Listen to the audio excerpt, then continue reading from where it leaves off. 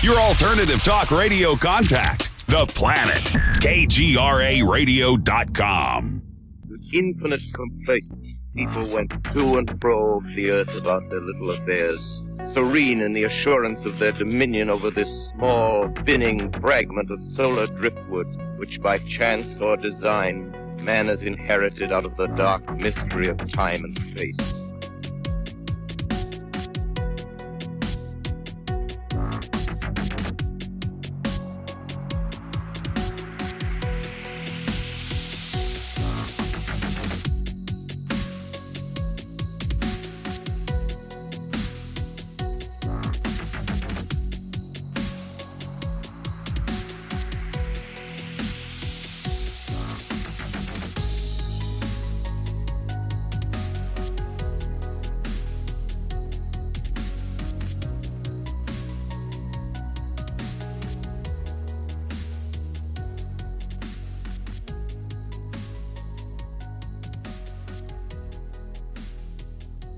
Welcome to another edition of Into the Fray.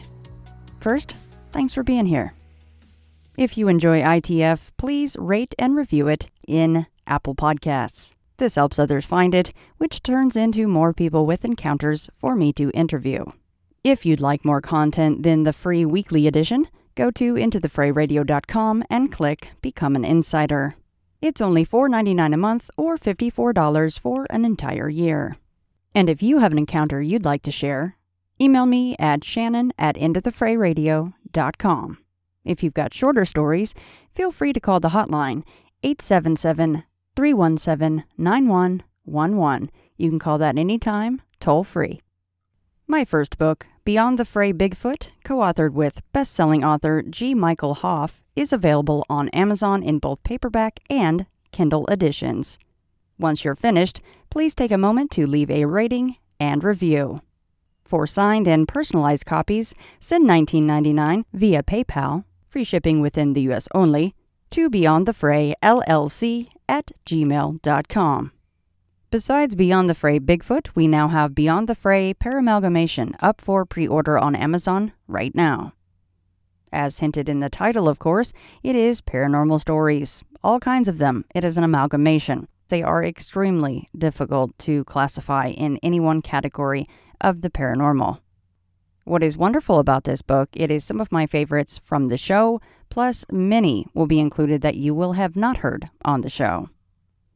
And if you have any encounters that you'd like in an upcoming volume of Beyond the Fray, shoot me an email, shannon@intothefrayradio.com, or you can even just open your smartphone, talk into any kind of recording app, and email me that file. Be as detailed as you can in your story, of course.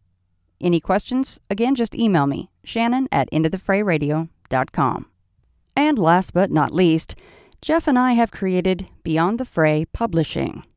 So, if you've got a book you'd like us to publish for you, send us an email at info@beyondthefraypublishing.com. For general questions and information on us, visit our website, beyondthefraypublishing.com. Books we consider will need to be in the genres cryptid, paranormal, or true crime, both fiction and nonfiction.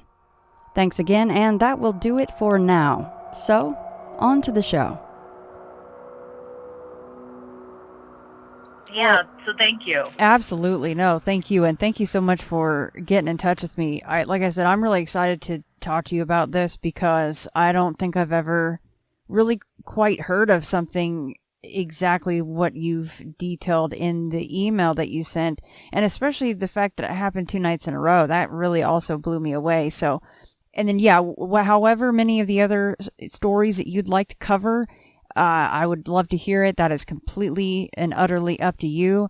But yeah, if you want, I mean, unless you want to go in succession of when things happened, or did you want to just jump into the situation with the doors?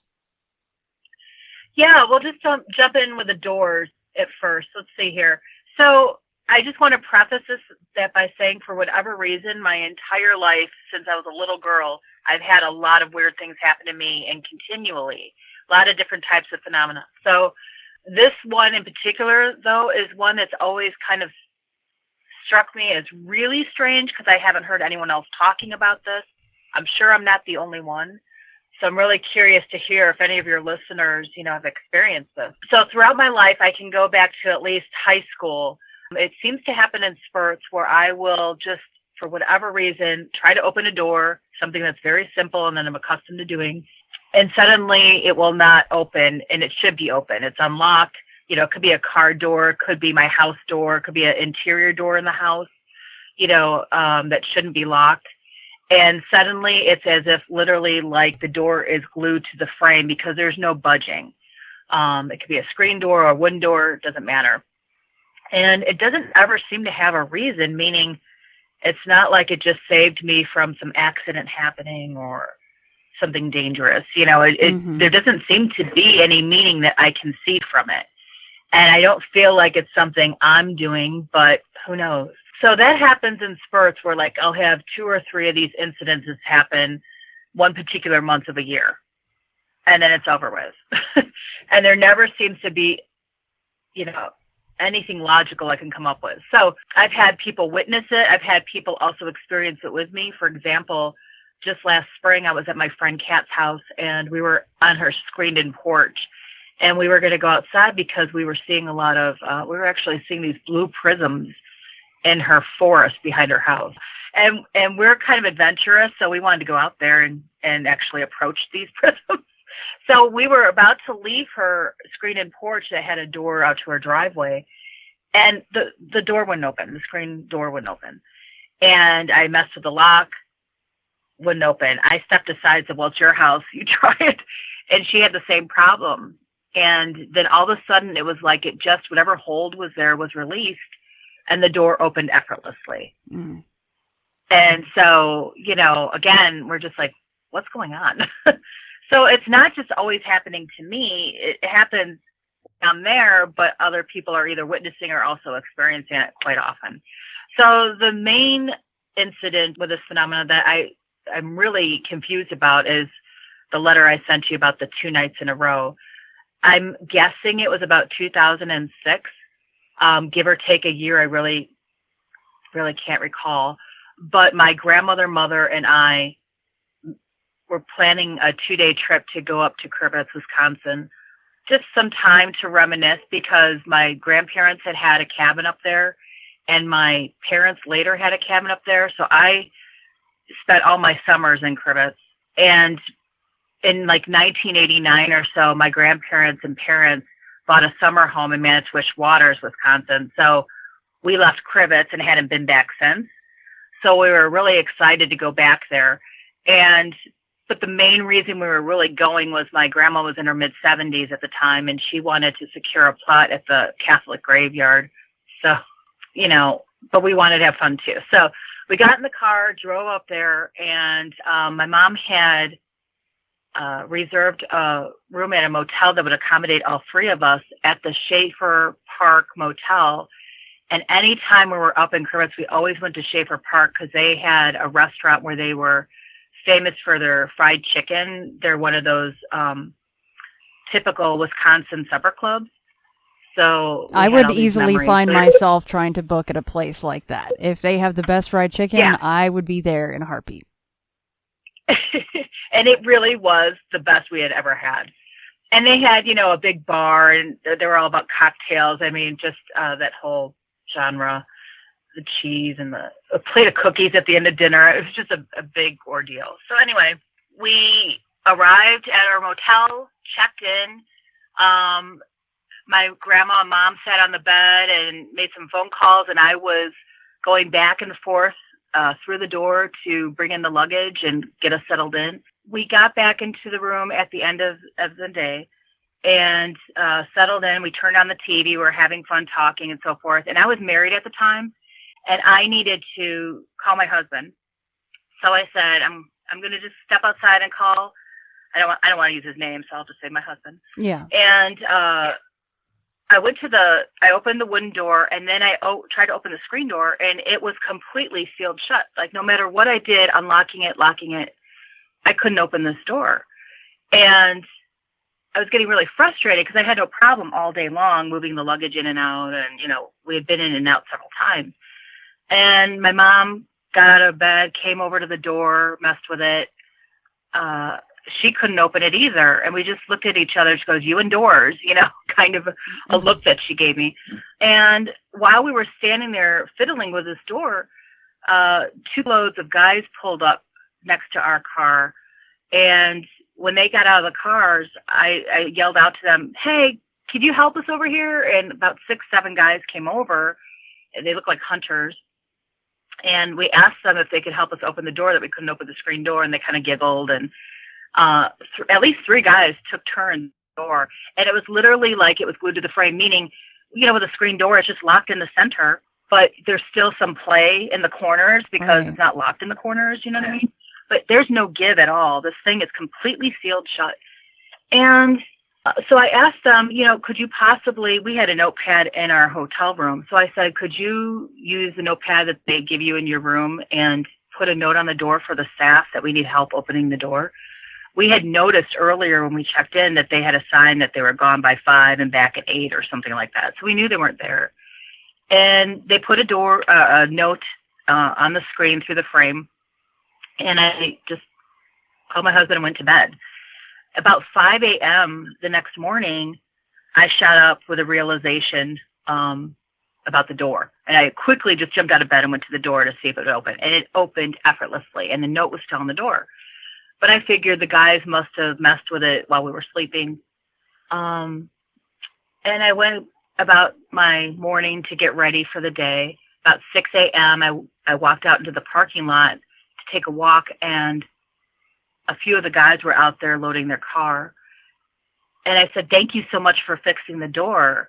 And they looked at each other, and then they looked at me, and they said, we didn't, And so I thought that was strange, but I kind of just threw my arms in the air and figured it's just one of those door things that I always experience, But I wasn't sure if someone came and fixed it.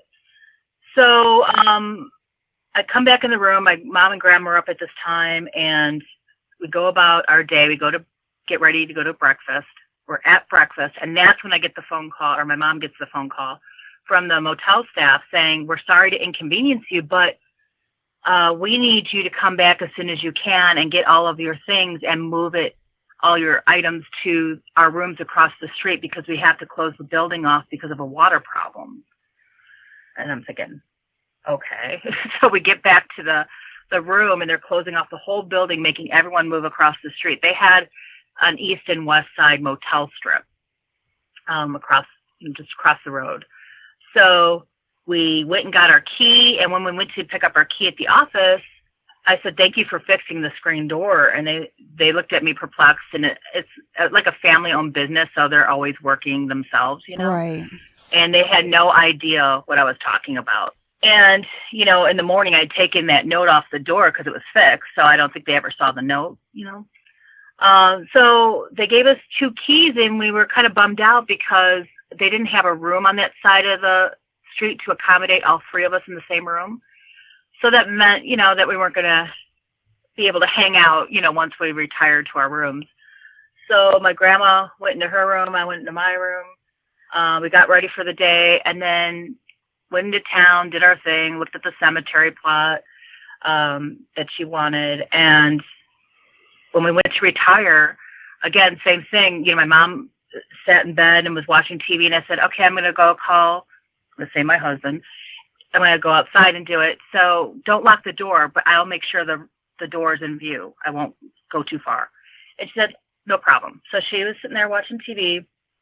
I went outside and maybe got, I don't know if it was 50 or 75 feet away from the door into the parking lot when I was looking at my phone to call him. And all of a sudden I heard this jingling coming from northeast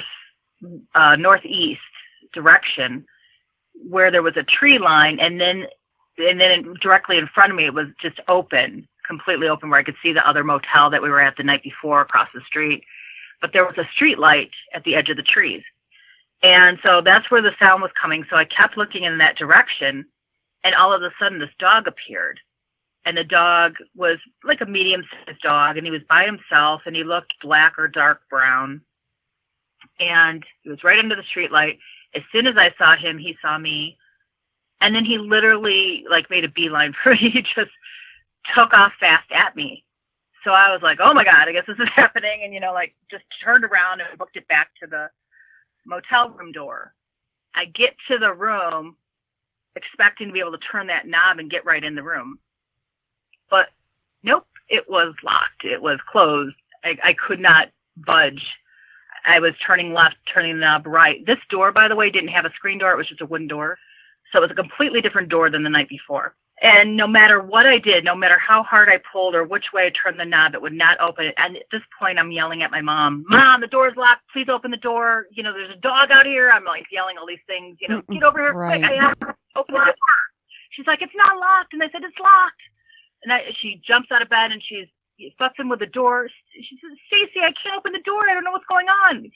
Asking me to remove my hand from the knob. I said, it's not on the knob, And at this point, I'm expecting the door is on my tail. Like it's got to be right behind me.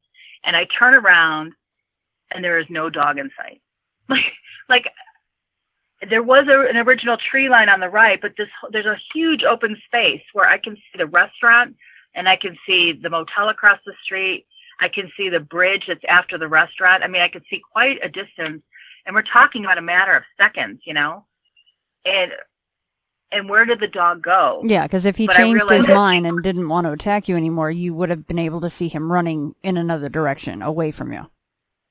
Or walking, but I realized that just seconds prior, I stopped hearing that jingling of the collar or bell on his neck, And at this point, my grandma's at her door, opening it, asking what's going on.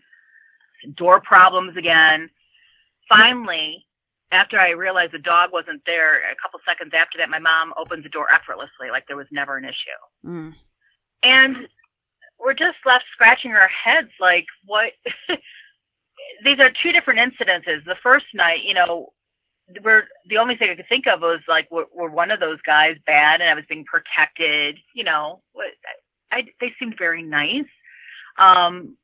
Was it that even though I didn't see the dog the first night, that there was this dog out there that could have hurt me and I was I don't know why I keep going back to this idea of being protected, because I'm not really buying it. It just seems the most logical to me. But I really don't buy that's what was going on. It doesn't feel right in my gut. It feels like something entirely different, but I have no idea what that thing is. What do you make of the dog?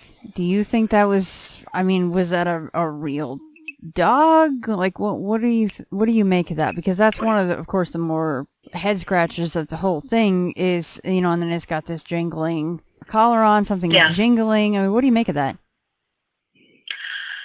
Well, I've actually had a lot of experience with seeing different beings and ghosts, and I've seen things that looked physical that were opaque, that you could see through. This looked very physical to me. I mean, it looked solid. It looked right. It moved right. I don't know if you've ever seen a ghost, but sometimes they look kind of, sometimes they gracefully move, but sometimes they don't move gracefully. They almost move like they're in, like a broken, when you have computer problems and you get glitchy. Mm-hmm. It didn't look like that. It looked like a normal dog. And so for it to just seemingly disappear seemed really odd to me, but definitely gave me the feeling that it wasn't a real physical thing, because I couldn't find any reason. I couldn't figure out how it could just disappear that quickly in a matter of a few seconds. Right. And it was definitely heading my way, so it should have been at least halfway to me seconds prior. So I don't know. I really question how it could just disappear if it was a physical dog, but it looked like a physical dog. During this time, I didn't hear any person, yelling out, Fido, right, get over here. Nothing like that. I didn't see another person outside, no one in sight. I'm guessing it was probably about 9:30, 10 at night. It was already dark out. I don't even remember what time of the year it was. I want to say it was spring, but it was dark out. So maybe it was a little bit later than 10, but not the time of day where there's a lot of people out and about. There wasn't an owner calling for the dog. I don't know where it went, that I couldn't see it going in a direction. It's a very scary thing to have happen because we've all seen horrifying videos, and all you have to do is, of course, watch the trained German Shepherds on, live PD or cops or something to know that a bigger dog can really mess you up if it wants to. So Right. for the door to be locked at that point, you're kind of going, well, as much as I want to think you're trying to protect me, how in the world, like why and how, and there's so many questions, especially with that second incident. But I did find it really interesting, your description of the first incident with the screen door, because you're right, there's always play at the top and at the bottom because most screen doors are quite flimsy. And how in the world was it stuck all the way around? Yeah, I mean, to the point where you could not, there was no give at all. It was like it was just a solid, like it was one piece with the frame. That's how it is. And every time this happens to me, it is literally like it's glued to the frame. The door is glued to the frame every time. So that's a thing. I mean, that's interesting.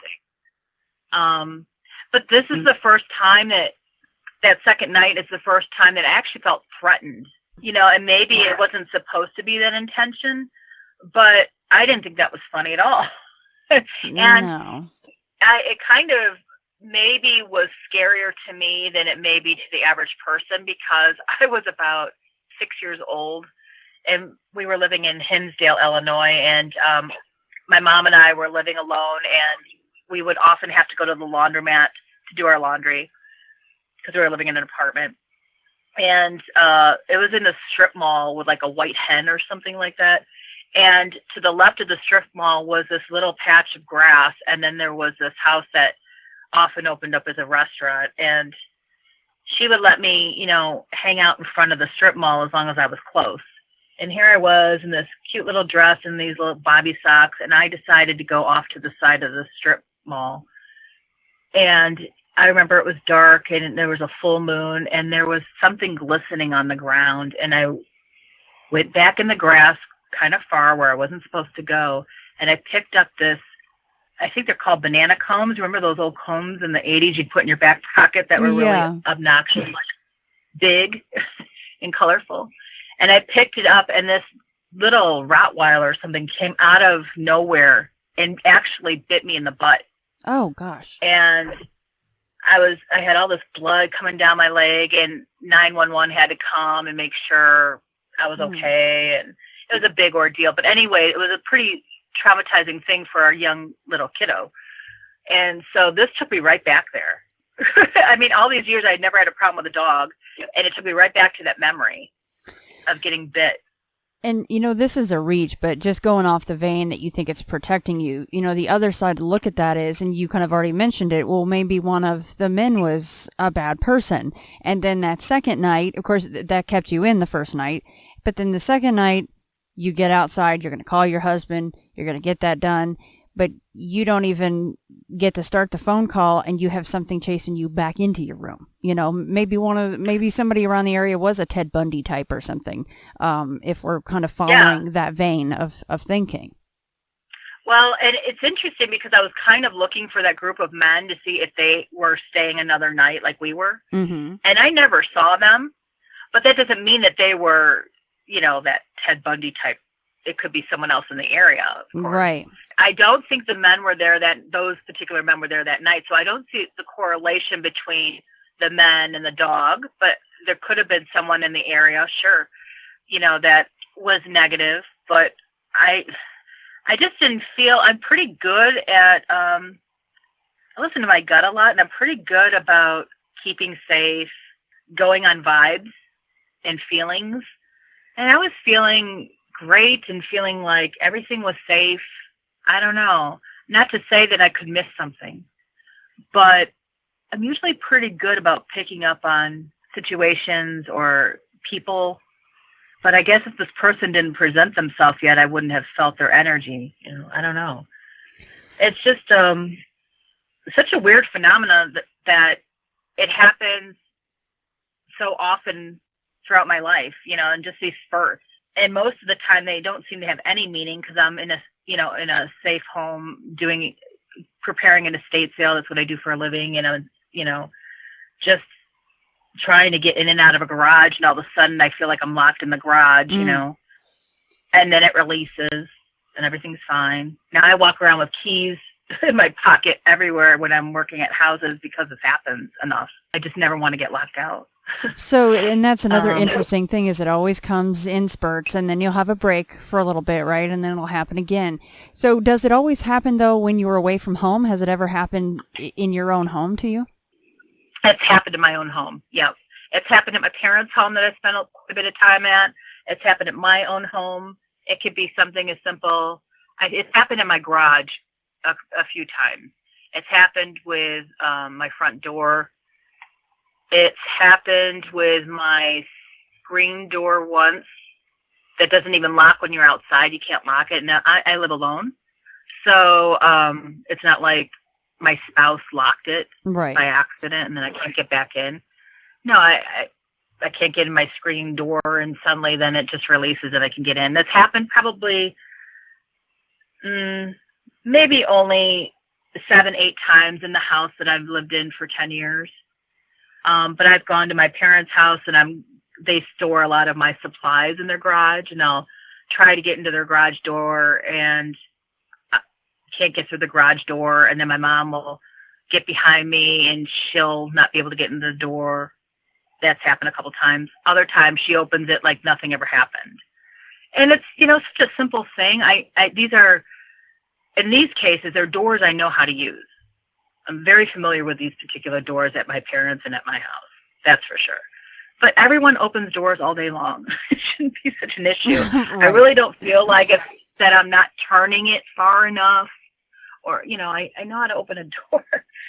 It just seems so silly, but I just experienced so many weird things that I just kind of feel like a magnet for it. But there's some deep feeling I have that there's something going on and I'm just not realizing what it is. That there is a purpose, but I don't know what it is. Well, and it must make you feel very relieved to know that when these things happen, there's almost always someone else around and they also cannot open the door. The incident in Cribbets, that was the first time where I had so many experiencers. I actually look back now and really love that incident because it was not just my mom and I the first night. There were at least 3, possibly 4 men that tried to open that door. And we all had the same problem. And for the door to just open effortlessly in the morning, it was working effortlessly all day. And we're just talking about a flimsy screen door. It doesn't make any sense. So it does, in fact, though, always start with you. Like nobody else in your family has this happen to them. And then it starts with them and then the other people cannot open it. It's always you? Yeah, it's always me. Yeah. I love these stories. They're so unique. I don't know what to make of them. And that's why I'm so excited that you're willing to come on because we're going to get to hear from people if they have any ideas about this or even better, they have experienced the same thing. Yeah, I hope you do have listeners that have experienced the same thing because it just makes me feel a little bit insane, even though I know I'm not, and I've analyzed this, and when it's happened so many times in my life that when it does happen, I'm focused on what is going on right now. I'm paying attention to how I'm trying to open the door because I've experienced it so many times. Make sure I'm turning it all the way to the right, make sure I'm turning it all the way to the left, or pulling hard enough, or looking at the door, is it sticking on something? I mean, it's like I'm so super focused now when it happens. I try to analyze what's going on, and I still don't have any answers. It's just it's really interesting. Really I mean, I'm sure that it crosses your mind a lot. You probably think about it, I don't know if you think about it every day, or at every door, but it's got to cross your mind like, well, let's see if this one opens. Right. It does. I mean, most of the time, since it only seems to happen for one period during a span of a year, maybe sometimes 2 periods in a year, eventually I forget about it and just go on my way, opening doors without thinking about it. But I certainly can tell you that when I'm opening a door and it happens, I haven't been thinking about the paranormal or anything weird. Like, I'm not zoned out thinking about portals or communicating with ETs or, nothing like that. I'm just going about my day, just trying to live my life and do the work I have to do. Or it doesn't seem like I'm doing paranormal things and then it happens. That I can almost understand more, that if I'm in the middle of a certain train of thought or an activity, I'm out in a graveyard, trying to get EVPs, and then that happens. I guess I would say, well, I'm attracting it because I'm looking for that kind of thing. But when these door incidences happen, I don't think there's ever been a time where I was actually looking for that kind of activity or focused on that kind of thing. So I don't think it's about attracting something. Yeah, it's totally strange. Well, yeah, and why the second time didn't it just lock you in like the first? Instead of letting you go out, experience the dog, and then having to be terrified that you were going to, get bit in the rear again, heaven forbid, and then you're locked out with the thing. I know, it seems a little confused on what it wants. Do you want me to go in or not? Yeah, Do you want me to stay out? Right. I don't know. It almost has this feeling of a jokester, because it doesn't really make a whole lot of sense. It wouldn't be the first time I've had jokester things happen to me. Well, yeah, if you want to cover some of that other stuff, and before we dig into that, please, guys, get a hold of me, Shannon at IntoTheFrayRadio.com. I'm also on Facebook, Twitter, Instagram, or you can just go to the website and hit the contact tab, and that'll go right to my email as well. So if you guys have any thoughts on this, or especially if you've ever, even just once experienced it, get a hold of me, and I will relay the information to Stacy. Well, one of the things, so I'm in other people's houses all the time because I don't know if you know what an estate sale is, but it used to be that somebody would pass away and then they have an estate sale. But now I'm doing a lot of sales where people are just downsizing and they're going into a retirement community or into assisted living. So it's not always about a death, but I'm in other people's homes a lot and experiencing interesting things while I'm there. And in one case, I was working at a sale where, God, this is a pet peeve of mine. It seems to happen all the time. People know I'm going to go into the house, but they need to change a battery on an alarm, not a smoke detector, excuse me. And they haven't done it. They just let it be my problem. So I go into a house and, I know they just moved out 2 weeks ago, but, there's a smoke detector that needs a new battery. So go into the garage, find a ladder, bring it upstairs in this case, and I'm trying to change this one smoke detector. They happen to have a battery, so that's great. And it's not that smoke detector, it's the one at the end of the hall, the same hall. So I bring the ladder over there, I crawl up the ladder, I don't know, I'm 3 or 4 rungs up, and as soon as I get to the top and pull the bottom of the smoke detector down to put the battery in, a woman's voice comes out of that frickin' thing and says, "There's a policeman in the kitchen." And I'm thinking, what the hell? I swear to you, I will take a lie detector to tell you that happened. And it makes no sense that a smoke detector would just yell with a woman's voice as soon as I hadn't heard a voice the whole time, just an annoying tone, beeping. And suddenly, right when I'm right on it about to change the battery, it says, "There's a policeman in the kitchen." What? Just clear as day. Was it? And it was loud?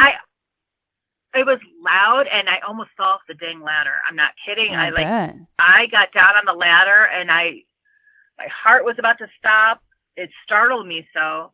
I get downstairs into the kitchen, and I'm accustomed to doing EVP, so I turned on my iPhone recorder, and I just hear laughing, and I know that they're joking with me, but it wasn't really that funny. No. But I've never heard of anything like that happening before. So that was pretty bizarre. The rest of my experiences for the next 2 weeks in that house were really nice. I mean, it had really good energy, and I didn't feel threatened or anything.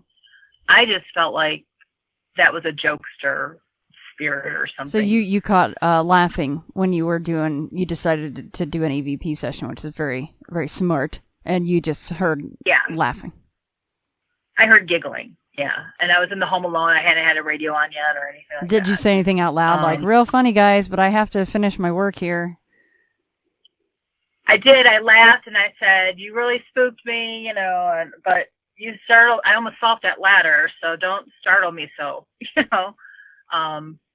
But, I wasn't mad or anything. I was just really completely taken aback. I wasn't expecting that. Never had anything like that happen. One of the one of the most interesting things that is new that I don't think, well, I shouldn't say it's new. Have you ever lost your keys and you look in the same place over and over again and it's not there? You've dumped your purse out. Your keys are absolutely not in your purse. And you're frantically looking throughout your house. You go back to your purse and the keys are in the purse. I mean, has that ever happened to you? No, but you know how I am. I hardly ever get to experience anything interesting or cool, to be honest with you. So, it's happened in a way, but it's to where my purse is just like an abyss, and it's just too big, and I should have a smaller purse because I just think that I overlooked it somehow. Yeah. Well, I understand that, and that's quite possible in my case too. I know a lot of people that just brush it off. It happens to them. They can't find their car keys. They've looked everywhere, and then suddenly, somewhere they've looked 2 or 3 times, it appears. Kind of like missing 411. Where they're looking for a person that's missing. They've combed, this area over and over again, and suddenly the remains of that person are found in the area they were at. And it's like, what happens where something was there and then it's gone and then it's back there? So I think the reason I mention that is because what I'm about to mention seems really strange, but I think the average person has experienced what is called an apport before. And in my case, my friend and I went to an ARE at Edgar Casey event where Mary Roach was speaking in Des Plaines last spring, I think it was. And we went to this college in Des Plaines for this event, and we had prepaid for these tickets. So I had a printout of my ticket, and so did she. Mm-hmm. And our walk from the parking lot to the registration was a bit of a walk. Like, if you were at a Jewel or a grocery store and you parked at the end of the parking lot and then had to walk in, that's about the equivalent of our walk. As soon as I get to the registration to hand her my ticket, a quarter falls from in front of my body onto the table. She sees it come out of midair in front of my stomach and appear. I don't even have any money on me, and it fell from in front of me onto the table. And I thought, well, with this long walk from the parking lot, if I had something stuck to my body, it would have surely fallen off before I got to the table. But the girl at registration says that just came out of nowhere. She even said it too. She's like, Yeah. And so I thought, okay, bizarre, who knows, and I just kind of brushed it off, and I moved down to the end of the table to make a name tag, and then my friend checked in, and she checked in and then moved down to make a name tag too. And as I'm standing there thinking about this quarter, all of a sudden a penny appears in front of her, and I see it appear in midair in front of her stomach, and it falls, and she sees it. And the girl that checked us in said, what is going on? And so now I'm thinking, well, what I thought must have had a logical explanation with my quarter maybe didn't, because where did this penny come from? So we're laughing, thinking, well, this is off to a good start. We're at this, Mary Roach was going to do a class on improving your psychic skills or something like that. So we were excited about the way the day was going to go, and we go into the room to find a seat, and there were about 100 chairs in the room, but there were probably only about 35 to 40 people in the room. So we just picked this empty space to sit at, and we're sitting down talking about what just happened, thinking, what in the world is going on? When this woman sits down with her husband, or her friend, it wasn't her husband, it turned out to be her friend, behind us, and she overhears us talking, and she said, I'm sorry to listen to your conversation, but did you just say that you had a penny come out of your stomach this morning? And so my friend Melissa says, yeah, it just happened at registration. She had a quarter come out, and I had a penny come out of nowhere in front of me. And she said, I got out of the shower this morning, and I was drying off, and a penny came off of my stomach. And I thought, what are the chances that of all the people in this room, another person had that same thing happen to them that morning? She said, I've never had anything like that happen. Was that Mary warming up for the day, just sending out the energies to those that she knew was going to be there somehow? Yeah, what are the chances of that?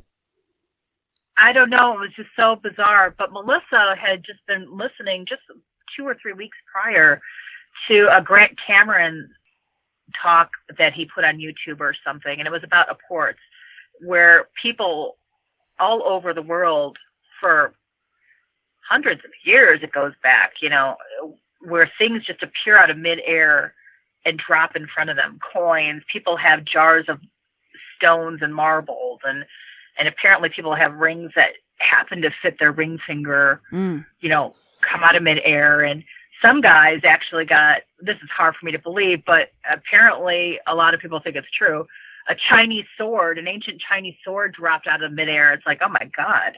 I don't know what to say about that, but it's a thing called apports.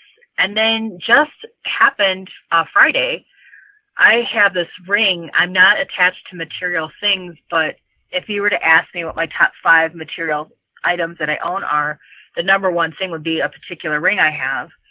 And I wear it every day, and it's not even valuable. I just love it so much. And I'm always careful. I put it in one of 3 places, and that's it, so I never lose it. And I remember seeing it, and then all of a sudden, it wasn't there Friday. And I was going crazy. I mean, I was acting like a baby. I was crying. I was devastated because I knew that I wouldn't put it just anywhere. So if it wasn't there, I've lost it. Did Right. I throw it away? I'm tearing through the garbage, looking at every napkin that I have crumpled up in the garbage, going through cat food cans. Oh my God, it's disgusting. But just looking everywhere, looking through my dirty laundry, looking under the couch, looking everywhere. I posted on Facebook because, whenever I'm going through a hard time, I just love to share it. So I told everybody, oh, I lost my ring. I'm so upset. And one of my friends, Brad, was like, I'm going to put this intent, to find this ring for you, and everyone's giving me advice and telling me they're praying that my ring will come back. I tear through everything, every drawer, every piece of furniture was moved just trying to find this ring. And then, God, I can't remember if it was the next day or Sunday morning. But anyway, within like 24 hours, maybe 36 hours, I find the ring. I woke up, it was Sunday morning, because I woke up and I decided, you know what, I guess I'm just not going to find this ring. I just decided to own the fact that it was gone. And I took a deep breath and let it go. And I went into the bathroom and brushed my teeth. And all of a sudden I heard this, it wasn't really a voice in my head, but it was like an idea that came into my head. It said, open your nightstand. I dropped my toothbrush and I ran into my bedroom and I opened my nightstand. And right on top of like foot and hand lotion bottles, right on the top, staring me right in the face, was my ring. What? Propped up in my drawer. And I had looked through that drawer 2 or 3 times, and it's a small drawer. And it certainly was not right on the top. And so I posted to everyone, oh my God, my ring like just appeared in this drawer. I'd already looked in 2 or 3 times, and it's a small drawer with not much stuff in it. And it's propped on top, looking right at me when I opened the drawer. And my friend Brad's like, oh, I kept, trying to pull it from the nether, or he didn't say it that way, but he was like, Right. I kept trying to get it to end up on your nightstand, somewhere you would see it. Oh, he even said And so he he didn't put know. the intent out there for the nightstand. Yeah, he said my only real focus for the last day or two, he was so sweet, was to get that ring back for you and get it on your nightstand so you could see it, And, he's like, was I effective, or is that just coincidence? But, it was like, it's a head scratcher. I don't know. Well, what was, just I'm curious, what did Grant Cameron say about apports? I mean, how is that happening? What is doing it? Why does, what did he say about it? Well, I don't really remember. I'm not really good with remembering all the scientific data. I just kind of get the gist of things because I'm watching so much stuff all the time. I don't remember. I think he's probably thinking it must be coming from another dimension. I think this is me talking, not him, but I think what I've gotten out of the talks I hear about apports is because the dimensions are layered on top of each other. We're all really right here on top of each other in different planes, right? So I don't know if it's about time not being linear too, and that, it curls over itself and back, it's like it's not a straight line. And so I wonder if that has something to do with it, that time is different there in other places. I don't know. But it seems that it gets dropped from another dimension or something. Right. I don't really understand. There's something he talked about where it seemed like when people get money, it's supposed to be, and maybe it's money and rings and everything, there seems to be heat attached to it. I honestly don't remember when Melissa and I had our quarter and penny, we weren't paying attention to whether it was warm or not. But that seems to be part of it, is that it tends to be warm. I really honestly don't remember what the theories are and why it happens. That's okay. It seems to be something that happens for hundreds of years now all over the world. Right, different types of items. But it is strange, though, that it happened with your favorite ring, of all things. So that does, that kind of takes us back to, like you mentioned with your other incidents, the trickster element of things. Right. I actually have a memory of just like a couple of days before it went missing, that I don't know if I dreamt it, but I had this memory that wasn't, it was like during a meditation or a dream, that I was being thankful, saying a prayer, being thankful for my ring. So when this ring went missing, I remembered I was just so thankful like 2 days ago about how much I love this ring. I was telling the universe, thank you for this ring. I'm so grateful for this little thing, I did want to mention there's a gentleman that's really interesting. If you haven't followed him on Facebook, Christopher Bledsoe Sr., and he's this gentleman who lives in North Carolina, I think. He's got all this weird stuff happening on his property. And like a tree that just starts fire all the time. There was this period of time they kept putting this tree in their yard caught fire. And they put it out and it kept coming back for days and days, but not spreading. And on this property, he's seen craft. He's also has an import situation where I don't know if it's marbles or stones. I think it's marbles. Keep appearing on his property out of nowhere. And so he's got this jar of stuff that comes out of nowhere, all these marbles or stones. But that Grant Cameron, if you look up on YouTube, Grant Cameron Apports, you'll be able to see the interview I saw of him. Yeah, I'll have to check that out, and I'll have to look at Christopher Bledsoe, too. Thank you. But I'm sorry, I don't remember what his theory is. No, no, it's no big deal. I was just wondering if you knew off the top of your head. That is no big deal at all. Are you still okay to share some of the UFO and the being stories that you mentioned? Sure.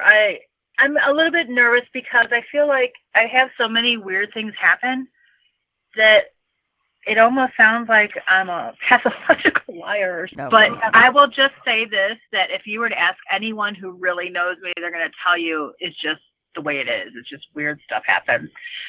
I will tell you something really bizarre happened to me. I've seen crafts before. In fact, the first I'm going to call it a saucer I ever saw that I recall was when I was about 10 years old, and it was in Crivets, Wisconsin, by the way, where we had the door issue.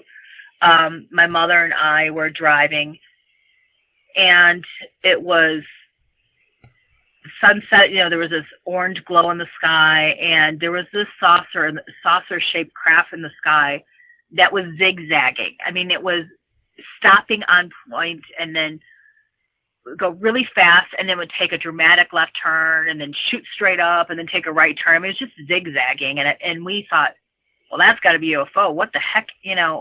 We've never seen a craft move like that. And we pulled over on the side of the street and watched it. And then 2 other cars pulled up and said, are you seeing this? So that was my first real UFO sighting. Interestingly, when my mom was pregnant with me in Crivets, she and my grandma, I think it was my aunt and her friend, were in a car driving home at night when they saw colored lights moving in a field. And as they were driving next to this farm field where these lights were, they actually lost track of time. They don't think they were abducted or anything, but they just don't remember a certain period of time when that happened. I don't know much about that story, but except that we had 2 encounters, or sightings, I should say, in Crivets, my mom and I. But I had a really super interesting thing happen to me March 31st of 2017. My friend Kat and I, the same one who the screen door at her house would not open when we saw the blue pillars in the forest. Mm-hmm. She was at my house and we were in my basement talking about the latest Cosmic Disclosure episode. So this is interesting because it's like, well, did we manifest this, or did we start talking about Cosmic Disclosure because we knew something was going to happen? But as I was sitting in my basement with her, she was facing my fireplace, but I was facing this park that's behind me, my patio doors in the park. And I'm talking about something Emery Smith said about a particular UFO. And all of a sudden I see this bright light in the right-hand side of the park. And it's about, I had my phone charging in the kitchen upstairs, and I get interrupted because I'm self-employed. I get lots of phone calls and so forth. And when I have my friends over, I just put my phone somewhere else. Mm-hmm. And so I had it charging upstairs. So I don't know what time it was, but I estimate it was 5:30 to 6 p.m. And the sun was setting. It was just over the tree line. So when this bright light appeared in the upper right corner of the sky, in my view, I thought, that's not the sun. What is that? So I open my patio doors and I go out there and I tell her to come out there. And I see a craft coming out of a different sky. So this bright light then turns into a rectangular craft that's coming out at an angle. And it had a lighter colored sky, and I could see a cloud behind it. Mm. So I'm thinking, this has got to be a portal, right? I mean, what is this? And so the craft comes out, and it gracefully levels out, and then that portal or slit closes immediately like it was never there. The bright light's gone. And I think the bright light was the lights on the craft. There are 3 circular lights on the front of the craft, one on the left, center, and the right. It's a very thin craft, rectangular, gunmetal gray. And so the craft is leveled out and it starts to slowly come my way. Now, I live next to 2 very busy roads, Route 47 and Algonquin Road. There's lots of traffic. Again, it's only 5:30 or 6. I live in a park in a huge residential area. And I'm thinking, how can we be seeing this right now? So close. And I don't see anyone in the park, which is really bizarre. So this craft starts coming towards us. When it gets about almost halfway into the park, it's lowered itself to a point where it's like maybe 1.5 tree lengths from the ground. Mm. That's really low. And the center light goes out. And at that point, I realized somehow that that's now like a window for them. Or whoever. I'm thinking there's things on board, but I don't know if it's our government. I don't know if I'm looking at a hologram, but I feel like the light went out in the center because now it's a window. And it just hovers there. And I'm thinking, this thing is like the size of a high school football field. How is it just hovering in the middle of the park like that? No wings, And then it started up again, coming towards us. And I'm thinking, I don't hear any sound. I hear an ever so slight buzzing sound. My friend's seeing this too. And we're just standing there kind of frozen. Now, I come from a paranormal background. I used to have, ghost research groups. I know the importance of documentation, evidence, I'm not running inside to get my camera. I'm not running inside to sketch what I'm seeing. I'm not making any kind of recording of what's going on. I'm just standing there kind of frozen, not because I'm scared, but I think that they put us in some sort of stun mode. I don't know. And as the craft goes over our heads, I'm kind of feeling like, dang, they're not taking us. I thought maybe there was a chance. But it's going over our heads, and we look up and we notice that there are panels under this craft. And I thought to myself, gosh, I would think that, advanced technology would have seamless construction. And something, not in words, but something gave an idea back to me and said, well, when something goes wrong, it's easier to access, if you have a panel. Oh, wow. I thought that was interesting. But as it's over our heads, hardly any sound, just an ever so slight buzz. The thing is huge. It goes over the house. Kat and I go sit down again. And we just sit there for like 40 minutes without speaking, without moving. I mean, the investigator in me would normally go chase the thing. I would get in my car and follow it. I would have gone and gotten my phone. I would have drawn what I saw, but we just sat there kind of in a daze. And we literally came out of it. So like 40 minutes later, we look at each other and said, so are we getting dinner? And then we went out to get dinner. And then we came back and we didn't even talk about it. 2 weeks later, she's at my house because we alternate every week. And we remember it again. We suddenly snapped out of it and we looked at each other and said, oh my God, the UFO. And we both looked at each other and said, that was amazing. And I said, why haven't we talked about it for 2 weeks? She goes, I don't know. And honestly, it gets weirder from there. So I don't know if you want to hear more. Of course. No, I would love to hear more. In fact, before we go on though, do you think the fact that it didn't hit you for 2 weeks was something they, like you said, like they maybe did something to you guys to?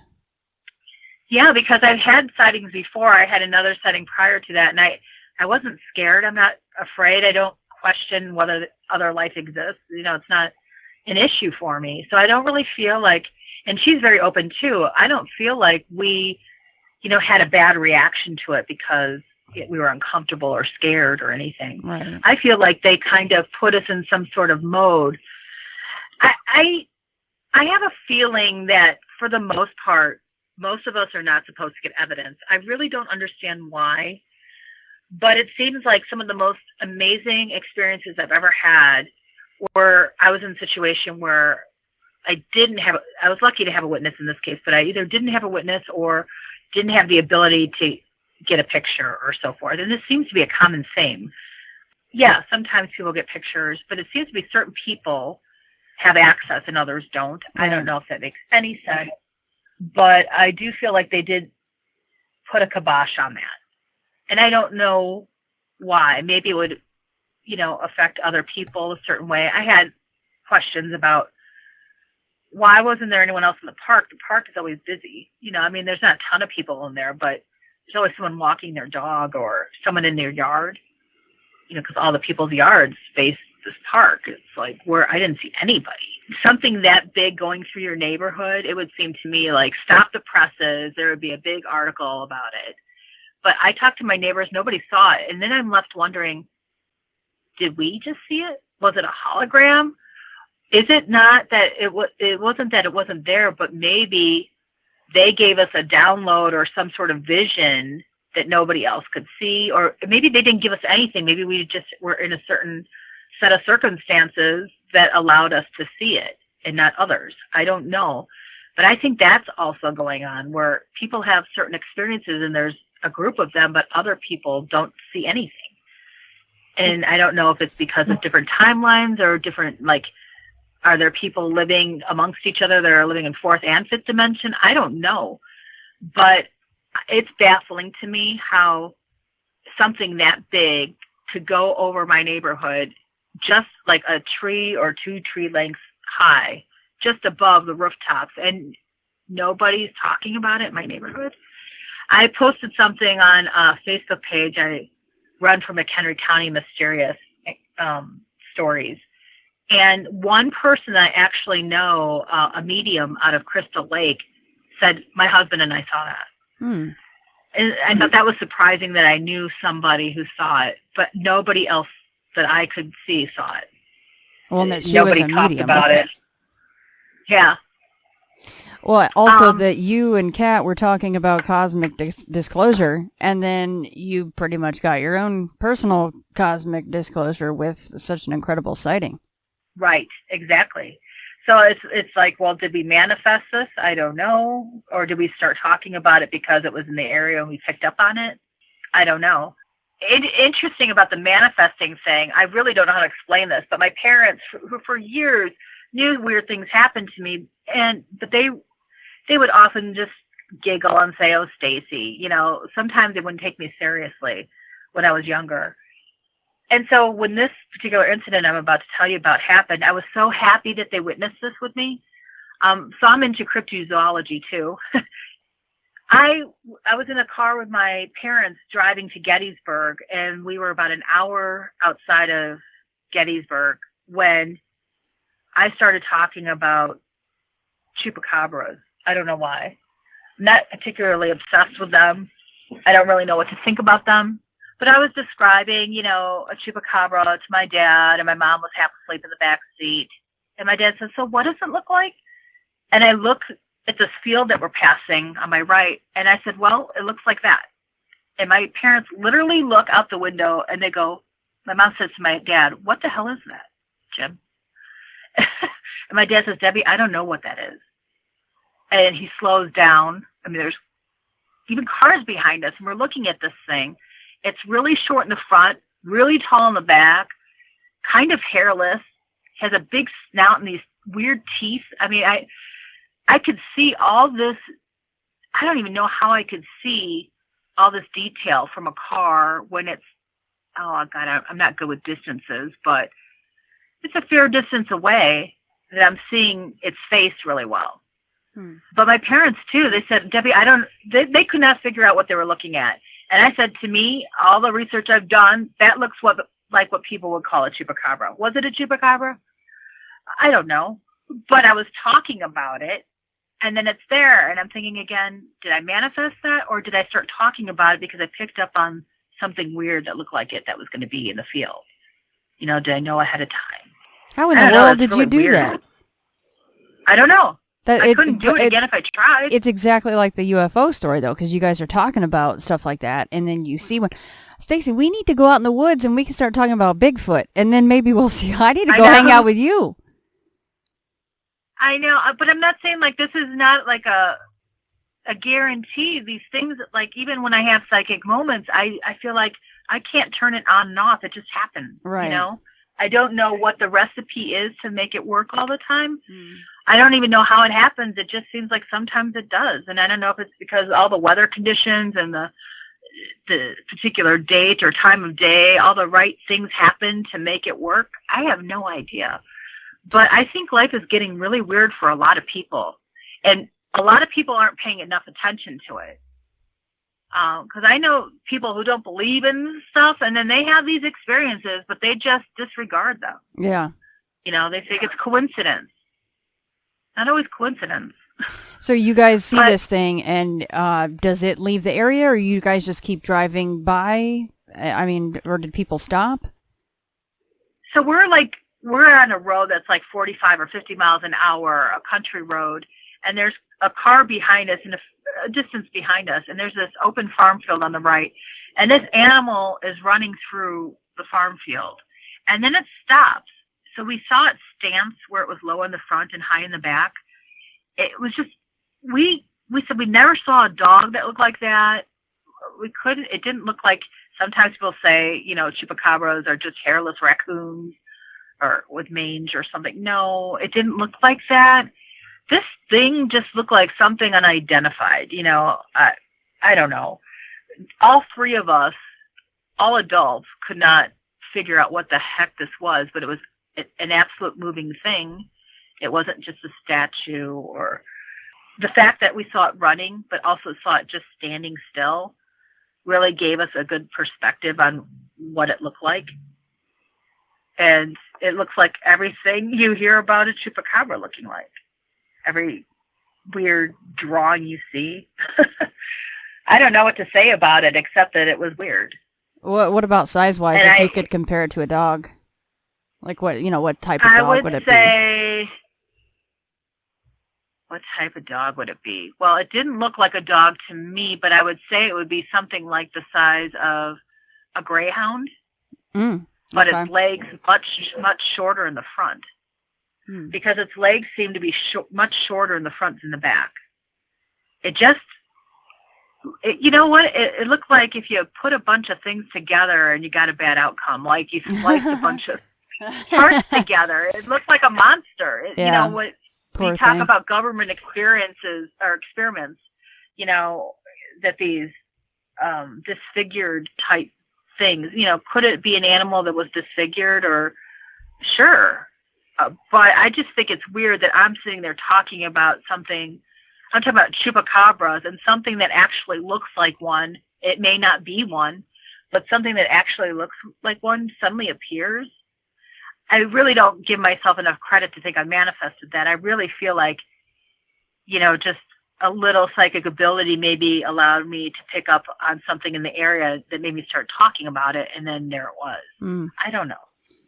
But that UFO sighting, it gets really weird from there because so sometime in the next year, my friend and I are now on my back deck.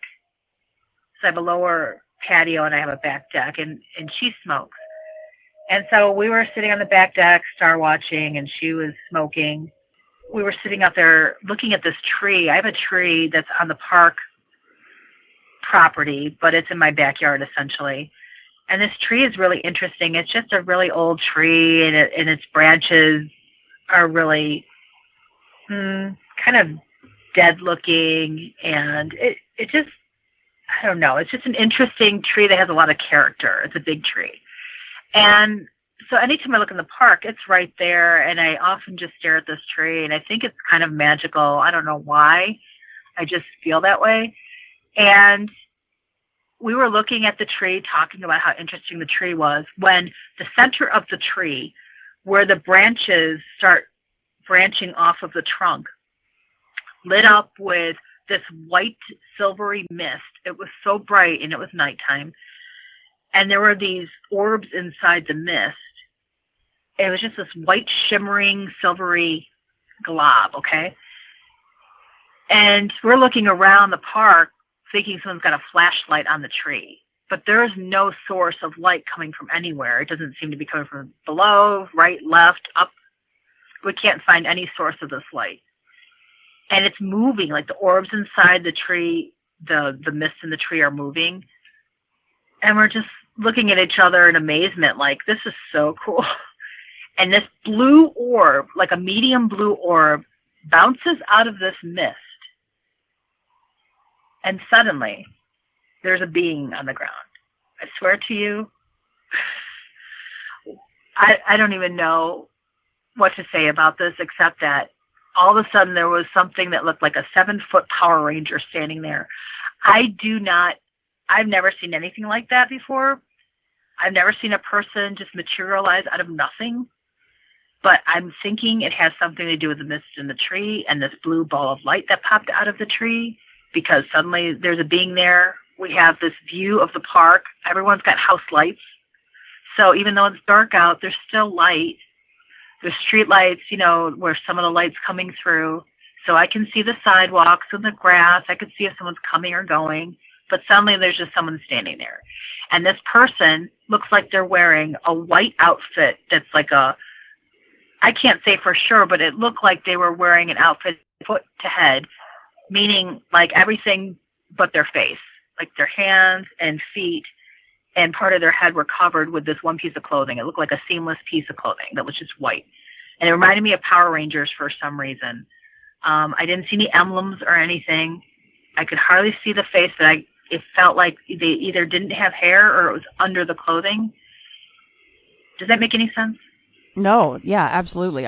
You're going through. You're on a roll with the details, so I don't want to interrupt to pry more when you providing lots of good ones. Sure. So, yeah, I mean, were you guys scared? Because you're both seeing it, right? Are you going, what the hell? At that point, did you look at each other, or you're just focused on this being? We're focused on this being. We looked at each other. We looked at this being. We're both kind of. I'm holding my breath. I tend to do that, even if I'm not scared. If I'm struck or shocked by something, I tend to not breathe. So I was just kind of there, barely breathing, just holding my breath, but not scared. But we were looking at this thing, and I'm trying to rationalize because there's something bright in its hands. I'm thinking, well, that's a cell phone. We just missed this person coming by. We see orbs and mists and glowy things and sparkles all the time. So we thought there was a possibility they didn't have anything to do with each other, although they seem to. And so we see this bright light in this thing's hands, and I'm thinking, well, that's a cell phone. They've got their flashlight on. But then I realized that it's spherical. It seems to be round, and it's got its hands cupped at its waistline, like right from its, what I would say, belly button area. And this is where the light's coming from. And so the weird thing was, as we're watching it, and I'm considering going down to the park to go see it, down the stairs, it just disappears. It's there and then it's gone. It's just gone. So we actually saw it just disappear before our eyes. It didn't walk away. It wouldn't have even mattered if it turned the flashlight off on its phone or whatever that light was, because we could still see the area. It just disappeared. And then we started talking about, in this case, we were able to discuss it without being in a stun mode where we didn't talk about it for 2 weeks. We looked at each other. We said, did you see that? Did you see like a 7-foot tall being, no hair or hair under this, head covering? What in the world? Yes, it looked like a man, broad shoulders, really thin waist, long legs. The feet seemed almost like onesie pajamas that kids wear, except tight fitting. Muscular, healthy looking being. It looked physical, but how could it be if it appears and disappears like that? Then I go to, now I want to preface the following, that I'm not saying it's this being I'm about to tell you about, but then I'm at Creststone last year, Colorado. Paula Harris and Ricardo Gonzalez hold this wonderful 3-day event in Creststone, which is a very spiritual community. And you go out and do C5, human initiated contact. And we're at this, during the day, we're in this building where Ricardo Gonzalez is talking about his experiences with a being called Antarel that's from Peru. I'm not saying I saw Antarel, but he had a sketch of Antarel, and Antarel looks just like that, except that he has long blonde hair. But in this picture, Antarel has his hands cupped in front of him, and he's holding what looks like something bright, but it's a belt buckle that's illuminating light in between his hands that are cupped. And it looked exactly like what we saw, except that this thing didn't have hair, or the hair was hidden. So I'm not saying it was Antarel, but I'm saying here's someone who saw something similar. Was that pretty shocking to see that drawing? Yeah, like I lost my breath. And I know that, there have been people that have claimed to have had experiences with Antarel, and I'm not claiming that because I don't know that. And I don't see why he would in particular have anything to do with me. Ricardo has a personal relationship with this being. But I think I saw a being like that, or, something very similar. And so to see a drawing of what I saw, basically, except for the hair looked different, and I didn't really see facial features. The height of the being, just the shape of the being, what it was wearing, that belt buckle being right where the hands are cupped. I mean, and illuminating, just really, that shocked me because I thought if I had to say what I saw, that is it, except for the hair. So going back, that was really interesting. Yeah. So going back to the night with you and Kat, though, when this being disappears, is the tree 100% back to normal, or is all that misty and all the stuff going on and the orbs coming out and everything still happening? No, so it happened in succession, meaning first we saw the mist with the orbs, the white orbs, silvery orbs, glittery. It's like white, silver, glittery mist with these orbs moving inside of it. And then a blue orb popped out of that, and then this disappeared, and it was the blue orb now. And then the blue orb disappeared, and a being was standing there. I'm not saying I saw the being come out of the orb, but I'm saying that it happened in steps, 1, 2, 3, and we never saw the being walk up. And it's interesting when you hear like Corey Good, or, some people talk about they see a blue sphere, and all they have to do is imagine going on the blue sphere, and suddenly, Corey would say, I'm in a craft. They would come as blue spheres. I'm thinking, is that what that was? A being was in a craft, and it's in the form of a blue sphere for us, but it's much bigger on the inside, and now it popped out of it. I don't know if that's what happened, but that's what appears to have happened.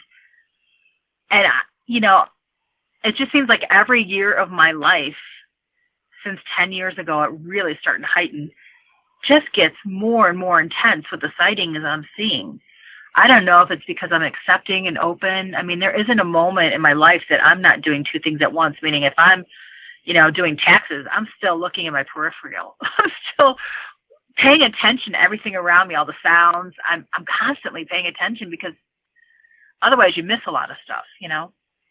And I don't know if I've just become so in tune because of that these things are happening, or if it's because I'm just sitting here with my heart open saying, I want to learn. I feel like a sponge, you know, I want to be a better person. Please help me be a better person. Share your wisdom with me, or, you know, I welcome experiences. I'm kind of adventurous. So maybe that has something to do with it. I don't know, but a lot of people I know are going through the same thing. A lot of my close friends and people that I constantly seem to intermingle with are experiencing really loving, positive connections and really amazing things that a lot of people just don't understand. It sounds like fantasy, you know, but it's happening. And unfortunately, a lot of these, I love your program because you talk to just normal people, and you have some really great stories, and you're my favorite program. Thanks, Stacy. But a lot of the shows, you know, it's all about, oh, we want to talk to, you know, military. We want to talk to people who have distinguished positions or status, you know. And I understand there's more credibility, you know, when someone maybe not more credibility. There's an idea that someone has more credibility, right, because they're military, or, you know. And I just don't find it true. I think there's a lot of things being missed because the average people of the world are having amazing experiences. I mean, nearly every single person I talk to about this stuff has a story, and it's an incredible story, but they're afraid to share it because it sounds so fantastic. It sounds so ridiculous. And how would their neighbors feel or their friends feel if they shared that story? But, you know. Well, that's why it's so important that people like you take the time and are brave enough to talk to people like me, or even just send an email. And even if it just stays in an email form, at least you're trying to get the information out there. So I cannot thank you enough for allowing me to share your story. And I'd be interested once some of the emails pour in what they have to say about all this. So I'd be remiss, though, if I didn't ask. You've had all these really incredible experiences, and specifically as far as the UFO and the beings are concerned, do you think that's where your experiences stop, or do you think that there might be other things that you're not remembering? And you know where I'm going with it, because we hear these stories all the time, right? Like things that you're just meant to forget, or maybe, I mean, do you think that you've been aboard a craft somehow, or that there were other experiences that you don't remember? Yeah, so I struggle with that. I'm always cautious before I make any claims, because I do have feelings. I have a big imagination, and I'm always afraid that I'm getting in my own way, misinterpreting dreams. I feel like I have dreams that are definitely just dreams, just working through problems, and dreams that are influenced because of a movie I just saw. I also feel like I have dreams where I'm traveling, you know, astral plane or something. And I also have dreams where I feel like I'm having visitations from loved ones. And I definitely feel like I've been on board, but a ship. But I can't say for sure. I have no evidence, you know. I don't know how much outer influence plays. I've been on a ship where, you know, I was holding children, and I'm like, okay, I don't want to be one of these people that claim to have ET children, hybrid children. I really don't. But I felt like I was mothering these children, like I was having a visit with children that, you know, aren't here with me. But I honestly cannot tell you that I know 100% that that's true. I also don't feel like any of my ET experiences have been what I believe are ET experiences, have been negative. I feel like they've been so loving and positive and for my greater good. I don't know what to think about abductions, because I've just never had terrible feelings or memories in that regard. And I feel bad for those that do. And I don't know, you know, I think it's probably what's going on out there is the same of what's going on here. You've got good and bad, you know. but I think definitely I've been on a craft. I have memories of being kind of what looks like a Star Trek console, like a big window and chairs and navigation tools, and just kind of being there observing. But I don't know how much of that is from me watching Cosmic Disclosure and seeing all these pictures. I've spent years, watching and reading, and I'm sure a lot of that influences our daily lives and what we think our memories. I tend to fantasize. I love daydreaming about different ideas and situations and traveling. So, I've never done regression therapy. I'm open to that, and maybe some things will come through. I've also heard that that's not always really effective. So I think it's definitely a possibility that some of my memories are real experiences, but I hesitate to say that because I don't want to sound reckless, Right. I think a lot of the stories I hear are from people who are absolutely sure it happened. I just feel like I kind of don't know myself. And I'm open to believing their stories, but I just feel for myself, I'm never quite sure what the heck is going on. I'm very guarded that way. I just want to be so careful that I don't act like an idiot, I guess, and always jump to the conclusion that every weird thing that happens is not explainable. No, and that's an extremely honest and forthcoming answer, and I really appreciate that. I mean, because you did mention the more negative side of something like an abduction scenario.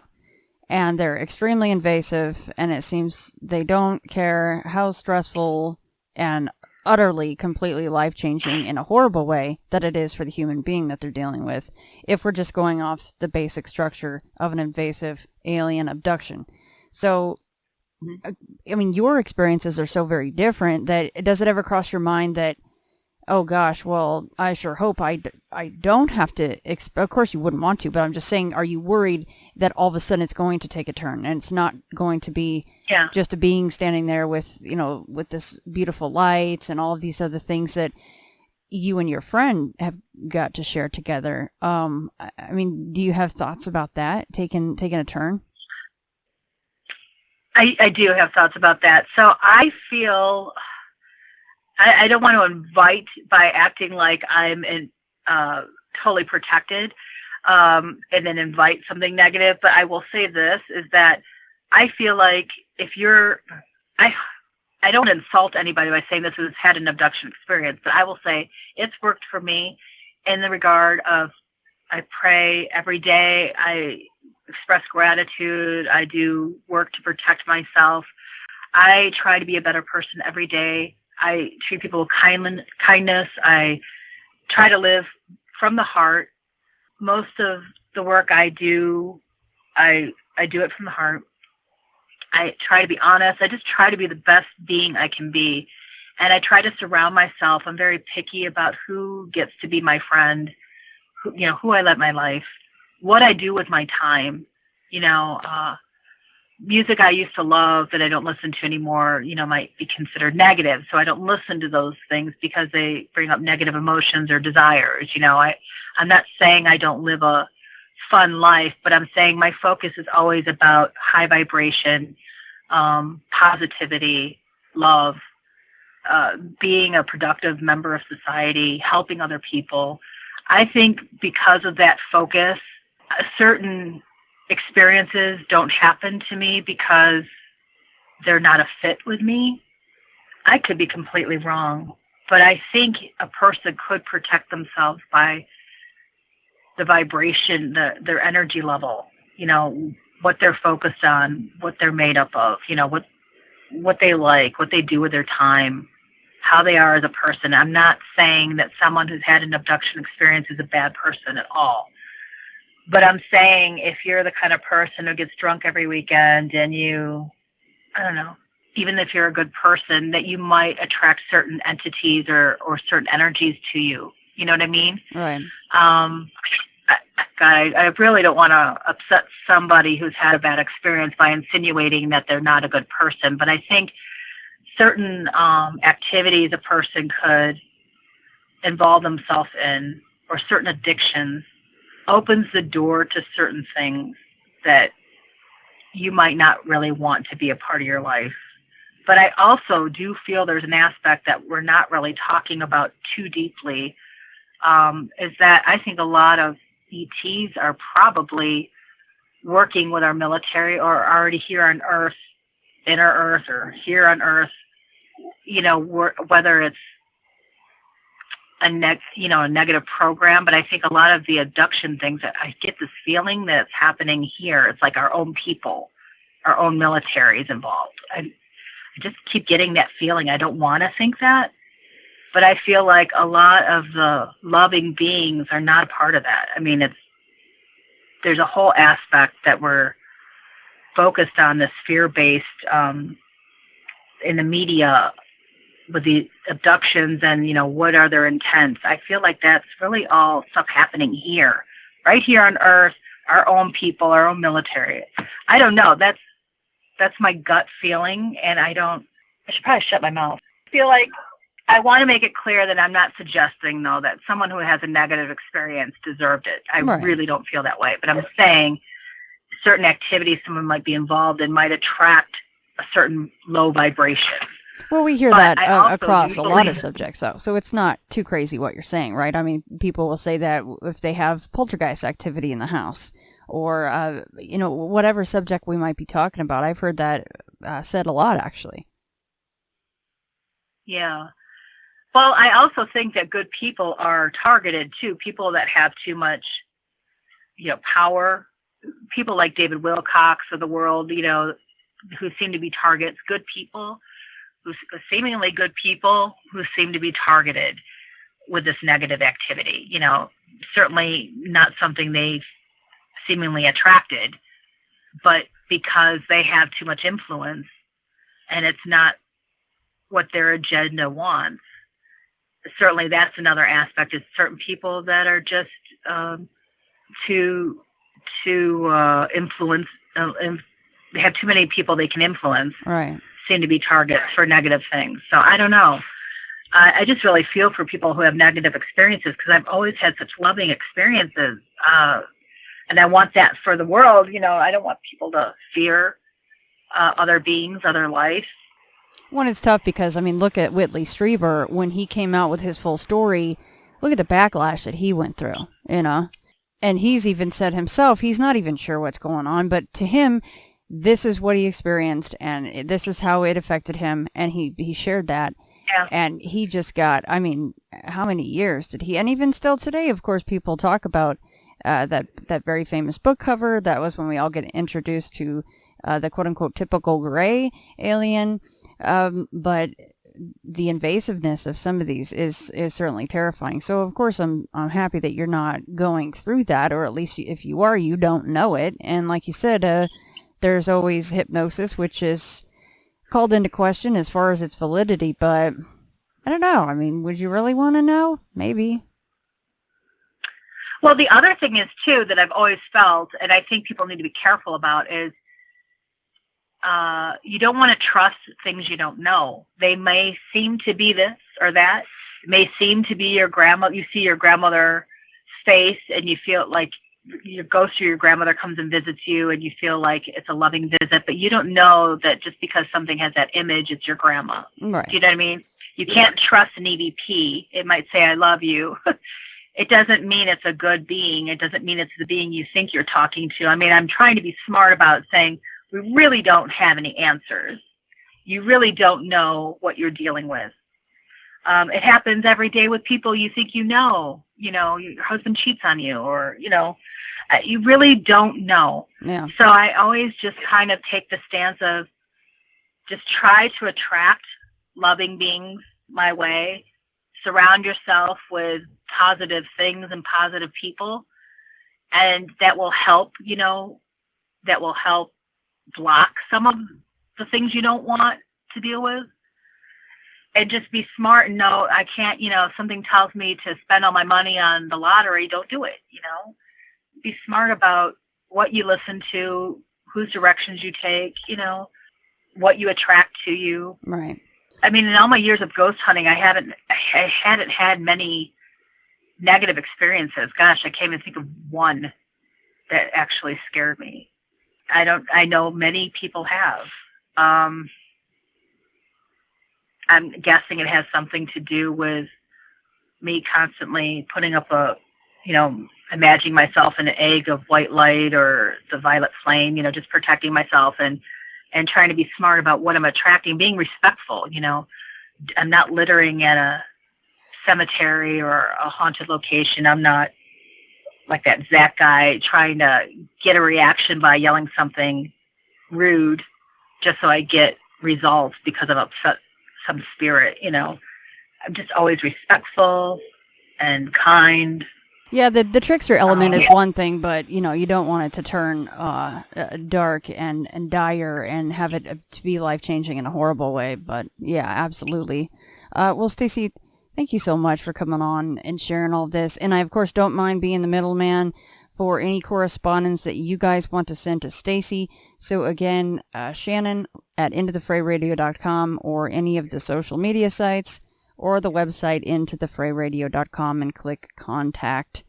And I'll be looking forward to any correspondence that people have according to especially your stories and the doors. That was a first for me, was the idea of these doors being stuck for you. So thank you so much for coming on. Thank you, Shannon. Take care. Well, I'm so-and-so. I was given this name by my parents. I've been to such and such a college. I've done these things in my profession. I produce a little biography. Buddha says, forget it. That's not true. That's some story.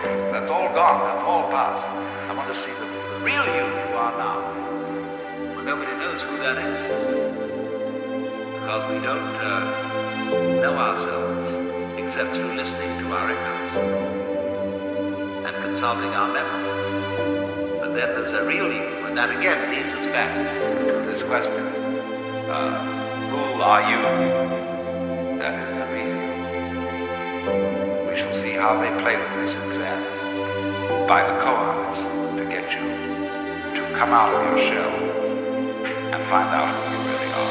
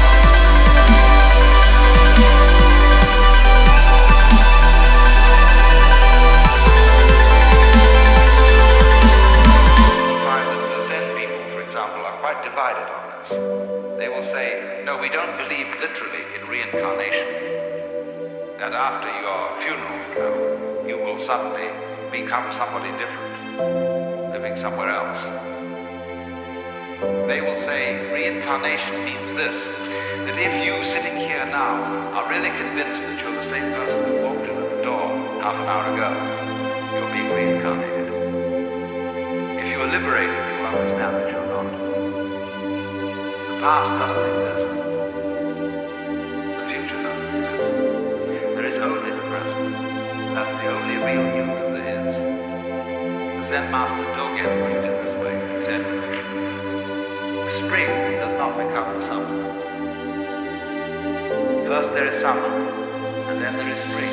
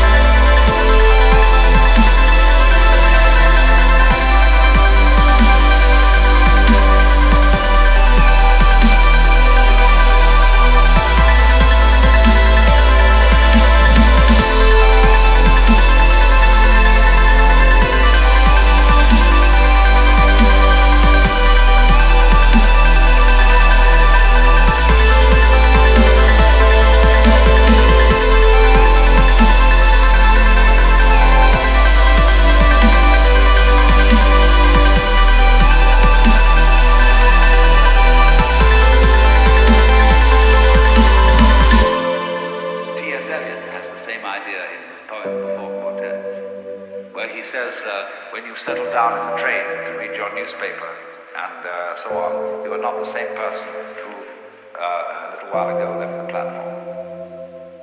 If you think you are linking your moments up in a chain. And this is what binds you to the wheel of birth and death. But when you know that every moment in which you are is the only moment, this comes into Zen. A master will say to somebody, "Now get up and walk across the room." And he comes back and he says, "Where are your footprints?" They've gone. So where are you? Who are you? When we are asked who we are, we usually give a kind of recitation of a history.